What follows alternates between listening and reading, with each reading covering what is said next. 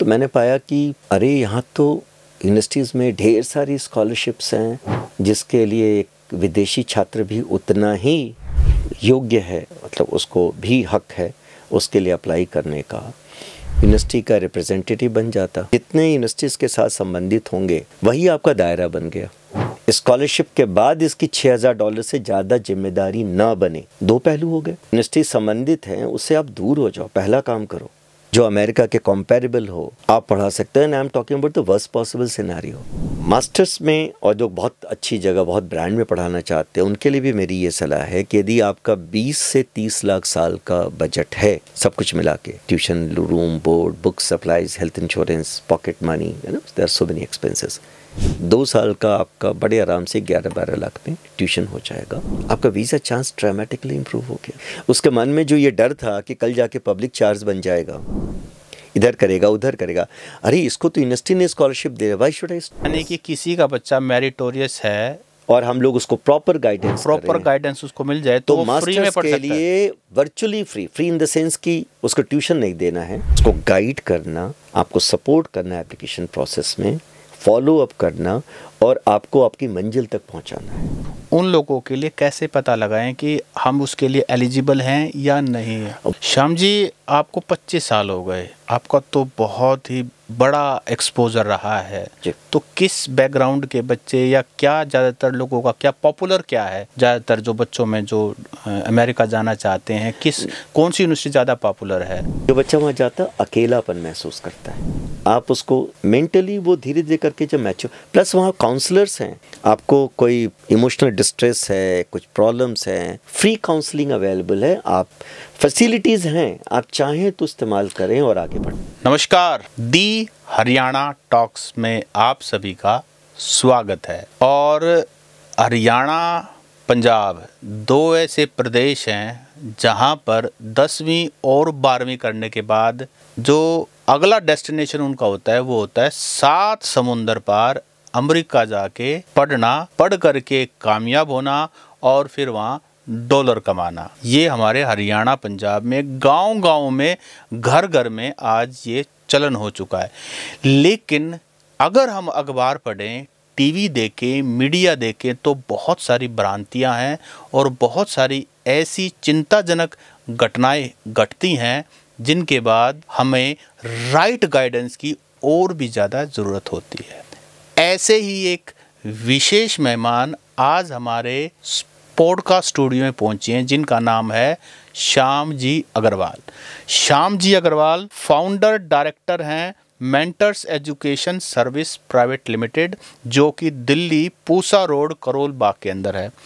श्याम जी का आज रोहतक आना हुआ और हमें पता लगा कि इनको काम करते करते अमेरिका जो स्टूडेंट काउंसलिंग और वीज़ा एक्सपर्ट हैं ये 25 साल हो गए हैं। तो हमने सोचा कि आप तक सही जानकारी पहुंचे, इसीलिए इनको पॉडकास्ट स्टूडियो में आमंत्रित किया जाए। श्याम जी, आपका स्वागत है। Thank you so much. 25 साल हो गए सर। जी हाँ, यानी कि 1999 में मैं दिल्ली आया। 2000 में हमने एक छोटे से कमरे से काम चालू किया और 2001 में प्राइवेट लिमिटेड कंपनी बनी और अभी हम 2025 में अमेरिका, सिर्फ अमेरिका की आप? सिर्फ अमेरिका की, और किसी और देश में मैं झांकने भी नहीं गया। मैंने ये देखा कि जो बच्चे जाना चाहते हैं, पढ़ना चाहते हैं, उनके साथ कॉस्ट की एक बहुत बड़ी जिम्मेदारी बनती है, क्योंकि विदेशी शिक्षा तो महंगी होती है ना। तो जहाँ तक मेरी जानकारी थी, जब हमने रिसर्च किया इस पर, तो मैंने पाया कि अरे यहाँ तो यूनिवर्सिटीज़ में ढेर सारी स्कॉलरशिप्स हैं जिसके लिए एक विदेशी छात्र भी उतना ही योग्य है, मतलब उसको भी हक है उसके लिए अप्लाई करने का।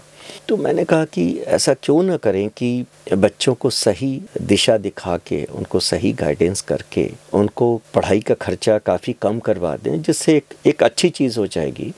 तो मेरे पास 2 रास्ते थे, या तो मैं यूनिवर्सिटी का रिप्रेजेंटेटिव बन जाता, उनको स्टूडेंट भेजता, उनके लिए काम करता और उनसे कमीशन लेता, जो कि बहुत एक आसान काम है। 4-5 के बन जाइए, 5-10 स्टूडेंट भेज दीजिए, फिर दूसरी जगह जाइए, तो एक चेन बनता जाता है आपके पास, तो आते जाते हैं। तो इसमें क्या हुआ कि जो क्लाइंट है वो आपका प्रोडक्ट हो गया, सर्विस तो आप यूनिवर्सिटी को दे रहे हैं, जबकि सर्विस तो बच्चे को चाहिए ना। तो ये दलाली मुझे अच्छी नहीं लगी, दिल से मेरे उतरा ही नहीं, मुझे गले से उतरा नहीं। मैंने कहा ये काम तो मैं करूँगा नहीं कभी। आज 25 साल में इसी धंधे पर लगा होता तो मेरे पास शायद 400 यूनिवर्सिटीज़ की एजेंसी होती। तो 1600 यूनिवर्सिटीज़ में 400, ये 400 कौन है? वही है ना, वही आपको पैसा दे रहा है स्टूडेंट भेजने के लिए, जो अपने बल पर, अपने नाम पर या अपने कॉस्ट पर अपने आप नहीं अट्रैक्ट कर पा रहा है। मतलब किसी और को पेमेंट दे के स्टूडेंट लेने की क्या जरूरत है? यदि वो बहुत ही अच्छी यूनिवर्सिटी है, बहुत टॉप यूनिवर्सिटी है, टॉप रैंक्ड है, वो क्यों करेगी ये काम? 40 लोग अप्लाई करते हैं, 3 को लेना है, तो उसको क्या जरूरत है किसी को पे करके स्टूडेंट लेने की या मार्केटिंग एफर्ट्स करवाने की? वो नहीं करेगा। इस मॉडल में जो सबसे बड़ी प्रॉब्लम मुझे नजर आई वो ये थे कि आप जितने यूनिवर्सिटीज़ के साथ संबंधित होंगे वही आपका दायरा बन गया, आप उन्हीं में भेजेंगे, चाहे वो जाने लायक हो या ना हो, क्योंकि आपका दायरा उतना ही सीमित है ना। लेकिन जब आप इस दायरे से बाहर निकल आए तो आपका पूरा अमेरिका खुला हुआ है, फिर आप उसको वहां भेजेंगे जहां वास्तव में उसको जाना चाहिए। आप कहते हैं कि भाई मैं अपने बच्चे को पढ़ाना चाहता हूँ, मेरा बच्चा 12वीं पास है और मेरे पास बहुत पैसे नहीं है, मैं ज़्यादा से ज़्यादा 5 लाख रुपया ट्यूशन में दूंगा और रहने खाने पीने का दे दूंगा, तो ठीक है। तो इसका मतलब है मुझे वही यूनिवर्सिटी लेनी पड़ेगी जहां पर $6,000 से ज़्यादा ट्यूशन की लाइबिलिटी, जिम्मेदारी आपकी ना बने। पर एनम की बात कर रहे हैं। अब 1 साल का एक पब्लिक यूनिवर्सिटी में भी कॉस्ट ट्यूशन का $18,000 आता है, मुझे आपको देना $6,000 में, तो मैं कैसे दूंगा? मैं तो फिर वो देखूंगा कि किस यूनिवर्सिटी में इसका एडमिशन हो सकता है, होने के बाद स्कॉलरशिप के बाद इसकी $6,000 से ज़्यादा जिम्मेदारी ना बने। 2 पहलू हो गए। अब मैं किसी व्यक्ति विशेष या किसी ग्रुप के विशेष के साथ तो जुड़ा नहीं हूँ, तो मुझे पूरे अमेरिका के 1400-1600 यूनिवर्सिटीज़ में से उसके लिए वो छांट के वो ऑप्शंस निकालने हैं जहाँ उसको सही ढंग से गाइडेंस करके रास्ता दिखाया जाए और पहुँचाया जाए। तभी तो आपकी इसका नाम मेंटोर्स है, यानी मेंटर का मतलब करते हैं। मेंटरिंग का काम ही यही है, मेंटर का काम ही यही है, फ्रेंड, फिलोसोफर एंड गाइड। तो आप कमीशन एजेंट नहीं, आपने बिल्कुल क्लियर सवाल ही नहीं उठता है। क्योंकि पहला इंप्रेशन जो जाता है विदेश जाने के बारे में वो जाता है बड़ा उसमें अजीब है। लोग कहते हैं कि आप कितनी यूनिवर्सिटी से संबंधित हैं, मतलब यदि मैं बोलूं कि 150 यूनिवर्सिटी से तो मैं बहुत काबिल नजर आऊंगा। मैंने कहा जिसने कहा कि हम यूनिवर्सिटी संबंधित हैं उससे आप दूर हो जाओ, पहला काम करो, क्योंकि आपको वहीं भेजेगा और वो इनवेरिएबली प्राइवेट यूनिवर्सिटीज़ हैं, एक्सपेंसिव हैं, $30,000 चार्ज करेंगी। वो बोलेगा ताऊ से कि मैं आपको $10,000 स्कॉलरशिप दिलवा रहा हूँ, तो 20,000 फिर भी तूने मुझसे चार्ज किया ना। मैं $16,000-18,000 में बिना स्कॉलरशिप के या कम भी मिले तो क्यों न जाऊं, मुझे बताओ, give me one good reason. और मैं ये मान के चलता हूँ कि अमेरिका की बहुत सी यूनिवर्सिटीज़ हैं, पब्लिक यूनिवर्सिटीज़, वो कहती हैं कि हम आपको स्कॉलरशिप में कम से कम इतना ज़रूर करेंगे कि हम आपको अपने स्टेट का जो ट्यूशन रेट है, इन स्टेट ट्यूशन रेट जिसको हम कहते हैं, हम आपको वो दे देंगे। आपको इंटरनेशनल स्टूडेंट का जो सरचार्ज लग रहा था, जो लगभग दुगना या तिगुना हो सकता है, वो पूरा माफ़ कर रहे हैं। तब आप 18,000 का आ गए $8,000 में। $8,000 की कीमत होती 6.5 लाख। 2 साल के कोर्स का हुआ 13 लाख। आप 13 लाख में दुनिया के किस देश में जो अमेरिका के कंपैरेबल हो आप पढ़ा सकते हैं? I am talking about the worst possible scenario. There are many universities where students are getting full scholarship, full tuition scholarship, even full ride scholarship. इसका मतलब ये हुआ कि आपको ट्यूशन नहीं देना साहब, आपको हर महीने रहने खाने पीने के लिए पैसा मिलेंगे, उसके बदले में 20 घंटे का वो काम देंगे। Essentially you are being paid to study। Karnal से वो बच्ची MS केमिस्ट्री के लिए गई और उसका ट्यूशन पूरा माफ़ है, उसको हर महीने आई थिंक $1,200 या $1,500 हर महीने मिलते हैं रहने खाने पीने के लिए, 20 घंटे का काम है। तो एक गरीब से गरीब बच्चा जो मेरिटोरियस हो वो इस प्रावधान का इस्तेमाल करके अपनी पढ़ाई पूरी कर सकता है। मैं तो कहता हूँ कि पैसे के चलते तुम अमेरिका नहीं जाओ, ये संभव ही नहीं है। जो सबसे बड़ा बैरियर जिसको कहते हैं कि महंगा है, मैं कहता हूँ अमेरिका सस्ता हो ही नहीं सकता। जर्मनी में भी ट्यूशन के अलावा लिविंग आपको देनी है। अमेरिका में लगभग हर यूनिवर्सिटी के कई डिपार्टमेंट्स के कई प्रोग्राम में आपको ट्यूशन माफ़ है और रहने खाने पीने के लिए पैसे मिल रहे हैं। श्याम जी, अभी तक जो मार्केट में इम्प्रेशन है वो ये है कि अमेरिका का महंगा तो है ही ऑब्वियसली, दूसरा वीज़ा ही नहीं मिलता है। वीज़ा क्यों नहीं मिलता है? सवाल इस बात का उठता है, एक इंसान अमेरिका से इंडिया आया है वीज़ा देने के लिए कि वीज़ा मना करने के लिए? वीज़ा देने के लिए आया है। उसीलिए बुलाया गया ना, उसको ट्रेन किया गया है। लेकिन साथ में उसका ये भी फर्ज है, he is a gate keeper. उसका फर्ज है सही लोगों को जाने दो, गलत को रोक दो। किसी के चेहरे पर तो लिखा नहीं कि सही है कि गलत है। एक वीज़ा ऑफिसर 30 सेकंड से लेकर 2 मिनट के अंदर उसको आपकी फाइल पढ़नी है, असेसमेंट करना है, सवाल करना है, कमेंट्स टाइप करने हैं और डिसीजन लेना है। सिर्फ 2 मिनट मैक्सिमम, क्योंकि उसको 150 लोगों को हैंडल करना है एक दिन में। वो सिर्फ ये देखना चाहते हैं कि आप वास्तव में जेन्युइनली स्टूडेंट हैं कि नहीं।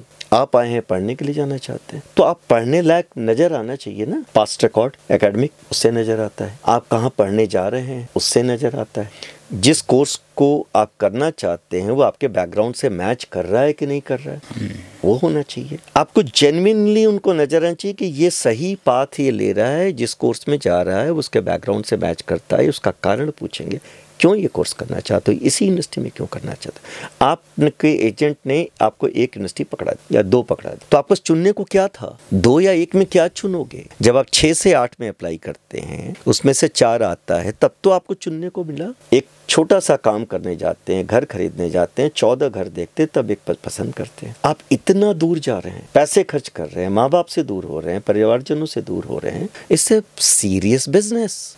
तो सीरियसनेस कहाँ नजर आ रही है। श्याम जी, ये सही बात है। आप ये कहना चाहते हैं कि जो मेरिटोरियस बच्चे हैं वाकई में पढ़ना चाहते हैं, ये नजर आना चाहिए। दोनों चीजें होनी चाहिए। नजर तब आएगा जब आपने प्रोसेस को पूरा फॉलो किया है। लेकिन यहाँ हमारे इलाके में ज़्यादातर वो हैं जो अमेरिका जाना चाहते हैं। पढ़ाई तो सिर्फ एक बहाना है। देखिए, वो एक दीगर बात है, उस पर हम कुछ नहीं कहना चाहेंगे। और उसके पीछे मंशा समझिए, जिनका इरादा ही घुसना है पढ़ाई के नाम पर, उसके लिए तो वीज़ा ऑफिसर बैठा है रोकने के लिए, तो वो अपना अच्छा काम कर रहा है। और वो 2 प्रकार से लोग काम नहीं पढ़ना चाहते। एक, पैसा नहीं उनके पास, ठीक है, घुस तो गए, अब पैसा है नहीं तो पढ़े कैसे। तो यदि वो स्कॉलरशिप पर चला जाता है तो कम से कम पढ़ तो लेगा। और अब ट्रम्प के एडमिनिस्ट्रेशन में अब और कुछ नहीं कर पाएगा, पढ़ना ही है उसको। तो ट्रम्प कहने से चिंता है कितनी ज़्यादा मेरिटोरियस बच्चों के लिए। कोई चिंता नहीं, बल्कि उनके तो और अच्छा है। कैसे? क्योंकि उसको 2 ही प्रकार के लोग चाहिए, एक जो पैसा दे सके या जो बहुत ही विद्वान हो और हमारी इंडस्ट्री को और आगे बढ़ाए। और जो ये बाकी जो डंकी वाले हैं और वो हैं, डंकी तो वैसे भी बंद हो प्रकार से, वो तो बंद ही है, खत्म हो गया। और अब तो 18,000 इंडियंस आ रहे हैं। पहले तो अच्छा वापस आ रहे हैं, वो ऑफिशियली डिक्लेयर्ड है। ये कौन लोग हैं? ये बेसिकली उनको पकड़ा है जो इलीगल है, वो क्रिमिनल है। वैसे तो लाख से ज्यादा हैं। इंडिया के 18,000। इंडिया के 18,000। तो जयशंकर ने यही कहा कि मुझे कोई प्रॉब्लम नहीं वापस लेने में, यदि बशर्ते वो इंडियन हो, बस सिर्फ हम इसको वेरीफाई करें कि वो इंडियन है, हम वापस लेंगे, क्यों नहीं लेंगे। बिल्कुल ठीक बात है। अच्छा, आपने एक बहुत इंपॉर्टेंट बात उठाई है, पढ़ने वाले बच्चे, मेरिट वाले बच्चे, स्कॉलरशिप की आपने बात उठाई। तो एक मोटा सा हमें बताइए कि स्कॉलरशिप मिनिमम से लेकर मैक्सिमम कितनी मिल सकती है और कौन से कोर्स के लिए? स्कॉलरशिप जो भी मिलती है, मैं बैचलर्स की बात अभी करूंगा, यानी कि 12वीं पास बच्चों के लिए इन्फॉर्मेशन है ये। अभी मतलब है सभी के लिए, मैं अभी 12वीं की बात कर रहा हूँ। जो बच्चा 12वीं के बाद गया, 4 साल का बैचलर्स है, एक कम्युनिटी कॉलेज में पढ़ेगा तो कम से कम $8,000 ट्यूशन उसको देना पड़ेगा, ठीक है। और यदि उसको सही ढंग से गाइड किया जाए तो $4,000-5,000 ट्यूशन पर भी वो पढ़ सकता है साल का। यहाँ तक कि वो फुल ट्यूशन स्कॉलरशिप भी उसको मिल सकती है। चलिए फुल नहीं मिला, पार्शल मिला, तो क्या $5,000 से $8,000 साल का भी नहीं दे सकता? तो फिर क्यों जा रहा है पढ़ने, फिर घर में ही रहे। पहली बात तो मैं नहीं कहता हूँ कि सबको स्कॉलरशिप मिल जाएगी, और मिलनी भी नहीं चाहिए, क्योंकि ये तो सभी के लिए नहीं हो सकती। लेकिन इतना ज़रूर है कि सही प्लानिंग से, सही ढंग से काम करने से, यदि 10 से 15 लाख आप रख लो, रहना खाना पीना मिला के भी यदि मैं रखूं तो 12 से 13 लाख रुपए में साल में रहना खाना पीना ट्यूशन जो डिस्काउंटेड है पे करके आपका काम चल जाएगा। यानी 4 साल का आप 50 लाख रख लो। 50 लाख में 4 साल की बैचलर्स हो रही है, जो 3 साल में किया जा सकता है। ये 50 का अब 40 हो गया, क्योंकि ट्यूशन तो वही रहा, लिविंग का कॉस्ट बच जाता है। 4 से 1 तो आप 4 साल कोर्स 3 साल में कर सकते हैं, 4 साल कोर्स 5 साल, वीज़ा आपको 5 साल का मिलता है। तो ये हुआ बैचलर्स की बात। मास्टर्स में और जो बहुत अच्छी जगह, बहुत ब्रांड में पढ़ाना चाहते हैं, उनके लिए भी मेरी ये सलाह है कि यदि आपका 20 से 30 लाख साल का बजट है, सब कुछ मिला के, tuition, room, board, book, supplies, health insurance, pocket money, there are so many expenses, तो भी आप बच्चे को पढ़ा सकते हैं। एक पूरा रेंज आपको मिल रहा है। यूनिवर्सिटी की कॉस्टिंग जारी साहब 80 लाख रुपये साल का। $90,000 तो ऑलरेडी पहुंच चुका है। यदि ये 80 लाख की एजुकेशन डिस्काउंट के बाद आपको 30 लाख में हो जाए, 35 लाख में हो जाए, तो आप क्यों नहीं करोगे और क्यों ना करें? ये तो बैचलर्स की होगी। मास्टर्स की बात हम करें तो वर्स्ट पॉसिबल सिनेरियो $7,000 ट्यूशन आपको देना पड़ेगा, 6 लाख जिसका कीमत होता है। 2 साल का आपका बड़े आराम से 11-12 लाख में ट्यूशन हो जाएगा। 20 घंटा पर वीक आपको काम मिल जाता है कैंपस में, आप करिए। क्या काम मिलता है? लाइब्रेरी में बैठ जाइए, कैफेटेरिया में बैठ जाइए, कुछ भी। जैसे मेरी अपनी भतीजी गई तो उसको फुल नहीं मिला, पार्शियल ही मिला, MS accounts industry of Texas Tyler में, तो उसको $7,000 पूरे कोर्स का वो $11,000 उसको देना है, और उसको $950 पर मंथ उसको स्टाइपेंड मिलता है, टीचिंग असिस्टेंटशिप मिल गई है। तो देखिए उसका कितना 10 लाख में हम लोग की एजुकेशन हो गई। तो प्रॉपर प्लानिंग के लिए जो 50 लाख 40 लाख 80 लाख का बजट है वो हर इंसान के लिए संभव नहीं है, और उसकी ज़रूरत भी नहीं है। यदि कायदे से प्लान किया जाए। अच्छा, आप इसको ऐसे समझिए कि आपका पैसा ही नहीं बचा। वीज़ा ऑफिसर की नज़रों में आप एक बहुत अच्छे स्टूडेंट बन गए, आपका वीज़ा चांस ड्रामेटिकली इंप्रूव हो गया। उसके मन में जो ये डर था कि कल जाके पब्लिक चार्ज बन जाएगा, इधर करेगा उधर करेगा, अरे इसको तो यूनिवर्सिटी ने scholarship they, why should I? Psychologically होता है ना, अरे ये तो फुल ट्यूशन स्कॉलरशिप है, ये तो हमारे देश के लिए एसेंशियली उनको या तो रिच बच्चे चाहिए या टैलेंटेड चाहिए। कल वो ट्रबल मेकर है, उनको रोकना है।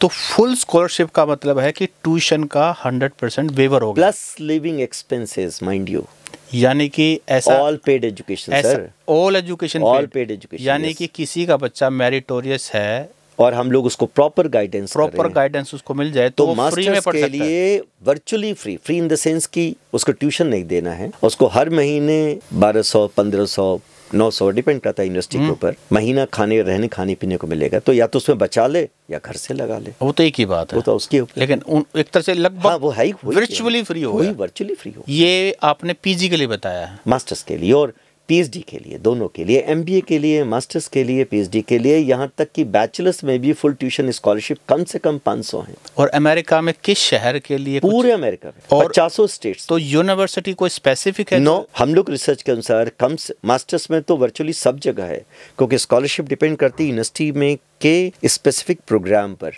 प्रोग्राम डिग्री हर यूनिवर्सिटी के, हर कॉलेज में, हर डिपार्टमेंट में अलग अलग प्रोग्राम्स हैं, ठीक है। उन प्रोग्राम्स में कहीं पर फंडिंग है, कहीं नहीं है, तो आपकी जैसी ज़रूरत है, तो हमारा काम है पूरे सिस्टम में से अपने आपके लायक वो चीज़ ढूंढ के निकालना, उसको गाइड करना, आपको सपोर्ट करना एप्लीकेशन प्रोसेस में, फॉलो अप करना और आपको आपकी मंजिल तक पहुंचाना। जब तक आप प्लेन में नहीं चढ़ जाते, हम आपके साथ 1 to 1 खड़े हैं। एक बार अमेरिका पहुंच गए तो उसके बाद भी यदि आप संपर्क करना चाहते हैं तो भी हम आपके साथ खड़े हैं। उसके बाद बच्चों को जरूरत नहीं पड़ती, क्योंकि 1-2 महीना में फिर वो सिस्टम में आ जाते हैं। और ये पता कैसे लगता है कि इस बच्चे को स्कॉलरशिप मिल जाएगी? जैसे बहुत सारे लोग हमारा, अरे भाई, जब उसके पास ऑफिशियल मेल आएगा, उसके घर पर लेटर आया। मैं ये पूछना चाहता हूँ कि जो हमारा प्रोग्राम देख रहे हैं उन लोगों के लिए कैसे पता लगाएं कि हम उसके लिए एलिजिबल हैं या नहीं है? वो तो ये तो वही सवाल हो गया कि सॉल्यूशन आप मांग रहे हैं, ठीक है। सॉल्यूशन देने के लिए मेरे पास जब फैक्ट्स आएंगे, वो केस आएगा, तब मैं बता पाऊंगा कि तुम्हारा जो अभी तक का आधार है, उस आधार पर तुम्हें किस यूनिवर्सिटी में, किस कॉस्ट में, कहाँ पर तुम पढ़ सकते हो।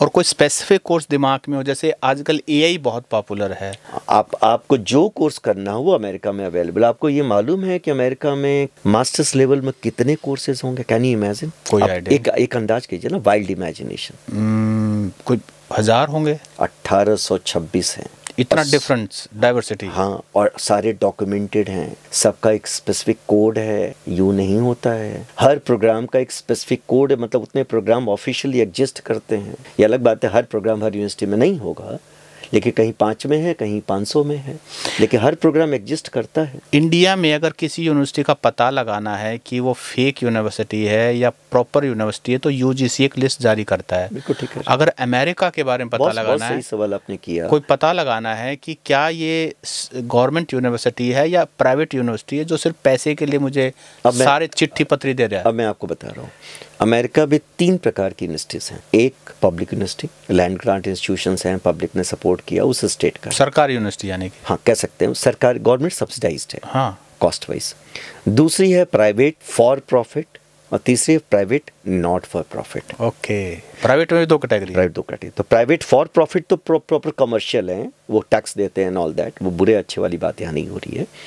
दूसरी है private not for profit, Harvard, MIT, Stanford, California Institute of Technology, Institute of Chicago, I am not sure Chicago, Harvard, MIT, Stanford, Caltech, ये सारे प्राइवेट नॉट फॉर प्रॉफिट है। ये Harvard university private university? Private not for profit. Not for profit, yes. Columbia private not for profit. इनका तो बहुत बड़ा नाम है। बिल्कुल नाम है। तो प्राइवेट के नाम पर मत समझिए बेकार हैं, प्राइवेट फॉर प्रॉफिट बेकार आप कह सकते हैं, प्राइवेट नॉट फॉर प्रॉफिट नहीं है, पहले सवाल।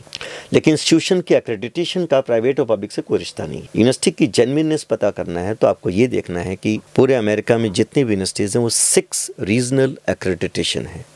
तो पहले तो वो यूनिवर्सिटी उस रीजन में एक्रेडिटेड है कि नहीं। जैसे यूनिवर्सिटी ऑफ ग्रांट्स कमीशन ने एक्रेडिट कर दिया, वहाँ पर डिपार्टमेंट ऑफ एजुकेशन के अंदर आता है council of higher education in America, CHEA, CHEA जिसको कहते हैं। उसका काम है एक्रेडिटिंग बॉडी को, जैसे UGC के अंदर AICTE है, एक्रेडिटिंग बॉडी को एक्रेडिट करना। अब इन एक्रेडिटिंग बॉडी का काम है कि यूनिवर्सिटी के स्पेसिफिक प्रोग्राम को स्पेसिफाई करना। तो एक तो आप यूनिवर्सिटी की ओवरऑल एलिजिबिलिटी आप चेक कर लीजिए, रीजनली एक्रेडिटेड है कि नहीं। दूसरा, उसमें एक यूनिवर्सिटी में सैकड़ों प्रोग्राम्स हैं, तो हर प्रोग्राम का एक्रेडिटेशन है, उसकी एक्रेडिटिंग बॉडी है जो उसको ऑडिट करती है, मॉनिटर करती है, अप्रूव करती है और फिर उसको री ऑडिट करती है। ऑनलाइन कैसे पता लगा सकते हैं? ऑनलाइन कोई तरीका है? बिल्कुल है।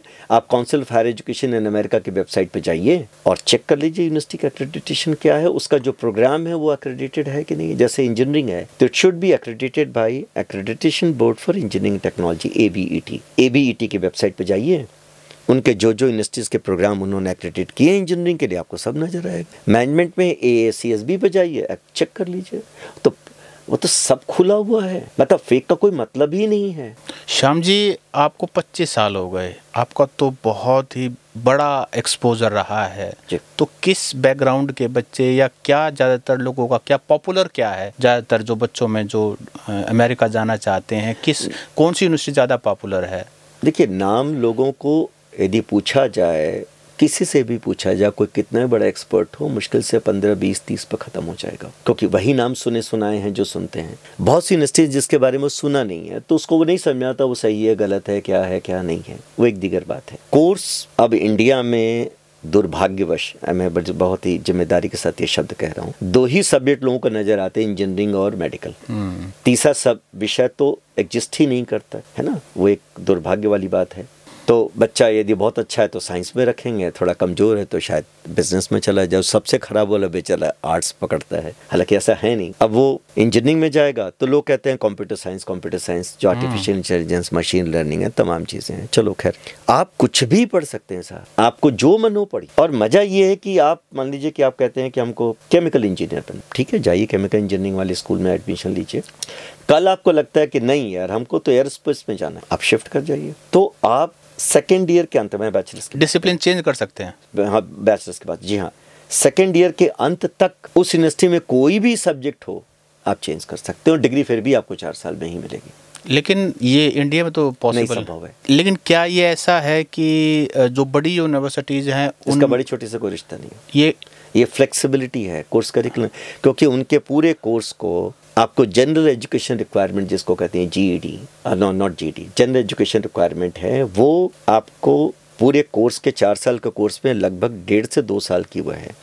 उसमें ह्यूमैनिटीज़ भी पढ़ना है, साइंस भी पढ़ना है, सोशल साइंस भी चलना है, फाइन आर्ट्स भी करना है, वो सारी रिक्वायरमेंट आपको फुलफिल करना है। अमेरिका की एजुकेशन में और हमारे कोई फ़र्क है वैसे? तो दो मेन फ़र्क है। मैं क्वालिटी पर नहीं चाहूँगा क्योंकि सब जगह अच्छा भी होता है, सब्जेक्टिव है वो मामला, तो अलग हो गया। हमारे यहाँ कोर्स करिकुलम की फ्लेक्सिबिलिटी नहीं है। हाँ, ये तो आपने अभी बताया, ठीक है ना। अब एक लड़का मैकेनिकल इंजीनियरिंग में IIT दिल्ली में भी हो गया तो एयरनॉट, तो वो केमिकल में नहीं जा सकता है, उसको फिर दोबारा JEE दे करके क्लियर करके ही जाना पड़ेगा। लेकिन वहाँ ऐसा कुछ भी नहीं, आप मैकेनिकल में गए, आप कल हिस्ट्री में चेंज कर लो, एंड वाइस वर्सा, फ्लेक्सिबिलिटी एक है। और आप हिस्ट्री पढ़ने गए हैं और मैकेनिकल है तो आप मैकेनिकल में चले जाओ, आपको कोई नहीं रोक रहा। एक तो बड़ा ये डिफरेंस बताया। तो आप वो उसके पीछे कारण ये है कि उनका ये मानना, और काफ़ी हद तक ये सही भी है, कि एक 16 या 17 साल का बच्चा इस निर्णय को लेने के लिए अभी परिपक्व नहीं है कि उसको वास्तव में क्या पढ़ना चाहिए। तो कहते हैं आओ पढ़ो, अपना टेस्ट डेवलप करो और फिर उस फील्ड में जाओ जिसमें तुमको मजा आता है, जिसमें तुम आगे बढ़ना चाहते हो। पहली बात तो एक मेजर जिसको कहते हैं चुनना। दूसरा, एक मेजर और एक माइनर लीजिए। आपको पेंटिंग पसंद है, आप एक मेजर ले लिया, एक माइनर ले लिया आपने। आपको ये भी नहीं मंजूर है, आप बहुत तेज हैं और बहुत कुछ करना चाहते हैं, बहुत ही डाइवर्सिफाइड हैं, आप इंग्लिश लिटरेचर और इलेक्ट्रिकल इंजीनियरिंग दो से मेजर करके एक ही यूनिवर्सिटी से डिग्री लीजिए, बशर्ते दोनों कोर्स अवेलेबल हो। पेरेंट्स का एक कॉमन कंसर्न होता है कि 12वीं पास बच्चा 17 साल के करीब का होता है, अमेरिका जैसे देश में भेज देंगे, वो गलत संगत में पड़ जाएगा, मतलब ये कॉमन सा वो है, भेजें या ना भेजें, आप क्या कहते हैं? आप बताइए, रोहतक में उनका बच्चा दिल्ली गया है, उसकी संगत का वो क्या कर रहे हैं? कुछ नहीं कर रहे हैं। दिल्ली तो नजदीक है वैसे, तो क्या करेंगे? संगत होती है संग साथ से। आपका बच्चा हॉस्टल में है, किसके साथ क्या इंटरेक्ट कर रहा है? एक ही तरीका है आपको अपने बच्चे को सही ढंग पर रखने का कि आप उसको अच्छे संस्कार दीजिए, वही उसके साथ जाएगा और कुछ नहीं जाएगा। बहुत से लड़के लड़कियां दिल्ली यूनिवर्सिटी में आते हैं, पढ़ रहे हैं, वो सारे जो काम करना चाहेंगे करेंगे, आप उनका कुछ नहीं रोक सकते। दो चीजें हैं, एक तो संग साथ, तो वो तो संस्कार के ऊपर हो गया, कल्चर अपने ट्रेडिशन के ऊपर हो गया। दूसरा, लॉ एंड ऑर्डर। तो एक चीज तो मुझे बिल्कुल क्लियर है कि लॉ एंड ऑर्डर वहां पर बहुत ही स्ट्रिक्ट है। तो लॉ एंड ऑर्डर के पॉइंट ऑफ व्यू से तो आप बिल्कुल निश्चिंत हो जाएं, और बशर्ते आपको भी मेंटेन करना पड़ेगा। रात को 1 बजे आप आवारागर्दी करेंगे तो उसका तो कुछ नहीं किया सकते। आपको वहां पर गाइडेंस करने के लिए लोग हैं, तो यदि आप सही हैं तो आप ठीक रह सकते। तो आपका कहना है भेज सकते हैं, कोई इशू नहीं है? मैं कह रहा हूं कि भेज सकते हैं, ये मान के चलें कि आप उस पर नज़र नहीं रख सकते हैं। पहली बात, जैसे इंडिया में आप नज़र नहीं रख सकते हैं, तो वो बच्चा रिस्पॉन्सिबल है तो अच्छी बात है, इरिस्पॉन्सिबल तो कहीं भी रिस्पॉन्सिबल, तो उसका तो कुछ किया नहीं। अच्छा, कल्चर के बारे में बड़ी भ्रांतियाँ हैं कि अमेरिका कल्चर है, वहाँ तो ये है, वहाँ वो है, हमारा कल्चर बेटर है। ये तो बड़ा सब्जेक्टिव हो गया ना। नहीं, ऐसा पेरेंट्स का कंसर्न। देखिए, माँ बाप तो जिंदगी भर माँ बाप रहेंगे, तो उसका तो मेरी माँ आज भी मुझे कहती हैं, अभी फोन आया था, हाँ, कि तुम गाड़ी मत चला के जाना, टैक्सी से जा। अब मैं उनका कुछ नहीं कर सकता है। तो वो तो माँ बाप के नज़र में बच्चे बढ़ते ही नहीं है, तो उसका तो आप कुछ नहीं कर सकते। तो कोशिश ये होनी चाहिए, जो एक बहुत बड़ी बात आप समझिए, जो बच्चा वहाँ जाता अकेलापन महसूस करता है, ठीक है ना, क्योंकि सब कुछ काम आपको खुद करना है, वहाँ पीछे पीछे तो कोई जाएगा नहीं। तो आपको उसके साथ संपर्क में लगे रहें, रोज बात करें। आजकल तो बहुत सारे संसाधन हो गए हैं, आप उसको मेंटली वो धीरे धीरे करके जब मैच्योर, प्लस वहाँ काउंसलर्स हैं, आपको कोई इमोशनल डिस्ट्रेस है, कुछ प्रॉब्लम्स हैं, फ्री काउंसलिंग अवेलेबल है, आप फैसिलिटीज़ हैं, आप चाहें तो इस्तेमाल करें और आगे बढ़ें। आप 25 सालों से ये काम कर रहे हैं, क्या सरकार की तरफ से किसी तरह का रजिस्ट्रेशन, किसी तरह का कोई एक्रेडिटेशन, किसी तरह का कुछ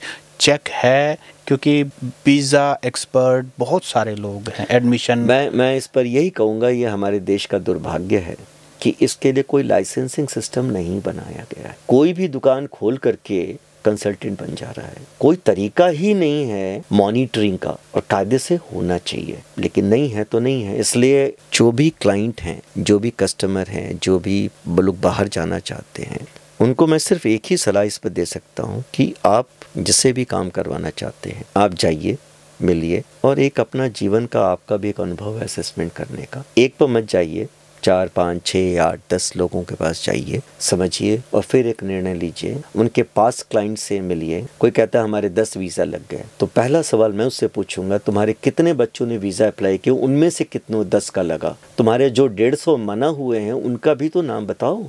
क्या आप फिगर बता सकते हैं अपना 25 सालों में कितना वीज़ा दिलवा? आमतौर पर हम लोग बहुत ही लिमिटेड काम, क्योंकि बहुत ही इन्वॉल्व काम है, हम 40 से 50 बच्चों से ज़्यादा इंडिविजुअली हम हैंडल नहीं कर पाते हैं।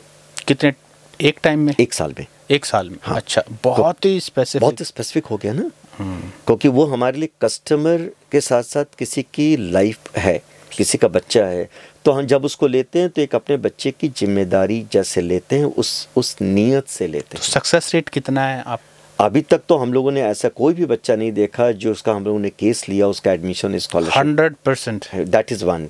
लेकिन हम ये नहीं कहें कि वीज़ा सक्सेस 100% हो सकता, हो भी नहीं सकता, वो झूठ बोल रहा है इंसान। लेकिन मैं मान के चलता हूँ यदि 10 लोग गए हैं तो 6 से 7, 8 तक भी हुआ है, और जिनका नहीं हुआ उनको फिर दोबारा सक्सेस किया, उसमें भी 50% सक्सेस रेट्स हैं। तो मेरा सिर्फ ये मानना कि आप अपने आप को ताकतवर बनाओ, आप अच्छा करो, अच्छी जगह जाओ, अच्छी नीयत से जाओ, आपको वीज़ा मिलेगा। और एक चीज़ हमेशा दिमाग में रखिएगा, वीज़ा ऑफिसर वहाँ बैठा है आपका असली चेहरा देखने के लिए। जैसे ही उसको नजर आया कि आपको ट्रेनिंग दी गई है, तुरंत आपको वीजा का रिफ्यूजल देगा। पहला सवाल, आप ऑनेस्ट रहेंगे, दिल से बोलेंगे, उसको दिल में समझ में आएगा कि ये इंसान सच्चा है, सच्ची बात कह रहा है, तो जिस नियत से जा रहा है वो भी सही करेगा। जैसा आपने कहा गेट कीपर है वो gate keeper, they are the biggest lie catcher on the earth, they are train to catch lies. जो वीजा ऑफिसर है, हाँ, कि इस प्रकार के प्रश्न पर इतने झूठ बोले जाएंगे, अब आप एक नया झूठ इजाद कर लें तो उसका वो कुछ नहीं कर सकता। जी, तो ये थे हमारे साथ श्याम जी अग्रवाल, जो कि founder director mentors education service private limited. तो श्याम जी से हमने बहुत सारी अमेरिका के बारे में जानने के बारे में बहुत सारे इन्फॉर्मेशन ली, जो कि बहुत वैल्यूएबल इंसाइट्स थी। और श्याम जी का विशेष धन्यवाद इसलिए भी, दिल्ली से स्पेशली जो हैं आज ये रोहतक आए हुए थे और हमारे पॉडकास्ट स्टूडियो में इन्होंने इस बारे में बताया। आपको ये वीडियो कैसा लगा आप कमेंट करके ज़रूर बताएं। और अगर कोई ऑडियंस श्याम जी से कांटेक्ट करना चाहता है, उनको उनकी बातें अच्छी लगी हों या कोई और गाइडेंस चाहता है, जैसा कि पिछले 25 सालों से ये काम कर रहे हैं और बहुत ही एंगेजिंग और बहुत ही लिमिटेड काम करते हैं, तो हम वो कमेंट के अंदर, डिस्क्रिप्शन के अंदर वो सारी चीज़ें डाल देंगे। श्याम जी, जाने से पहले कोई जो अमेरिका जाना चाहते हैं, कोई एक मैसेज आप उनको देना चाहें? मैं सिर्फ ये कहूँगा कि यदि बेटा जाना चाहते हो तो साफ नीयत से जाओ। पैसे की कमी दूर करने के लिए हम बैठे हैं तुम्हारे साथ। इतना दूर जा रहे हो तो जाओ, तो उस उद्देश्य से जाओ जिसको पूरा करो और आगे बढ़ो। और अब वो परिस्थितियां बदल गई हैं, अब तुम जाके वो 3-5 नहीं कर सकते हो, करके नुकसान ही करोगे। तो कम से कम पढ़ लो जिससे ज़िंदगी भर ट्रक ना चलाना पड़े। और लड़कियों के लिए तो मैं स्पेशली बोलूँगा कि वो मैरिज और फलाना ढिमकाना के चक्कर, बच्चियों को तो और बड़ा संभाल के करना पड़ेगा। मैं बिल्कुल सेफ करना चाहता हूँ कि वो किसी भी उल्टे सीधे काम में ना पड़ें जिससे उनका एक्सप्लॉयटेशन ना हो। वो बहुत अच्छी स्कॉलरशिप लेके संभल के जाएं, माँ बाप पूरा बजट बनाएं और उनको आगे बढ़ने का मौका मिले। और इसमें साथ में ये भी कहना चाहूँगा कि PhD में भी आप जा सकते हैं। सो ऐसा यदि आपकी नीयत है पढ़ने की, तो सही दिशा निर्देशन के लिए हम लोग बैठे हैं। और पैसे के कमी का तो आप चिंता करें ही मत, क्योंकि वही एक ऐसा देश है जहाँ पर कि मुझे नहीं लगता कि पैसे के चलते आपको नहीं जाना चाहिए। श्याम जी, आपका बहुत बहुत धन्यवाद। बहुत बहुत शुक्रिया आपका कि आपने मुझे टाइम दिया और जनता से मिलने का मौका। Thank you so much.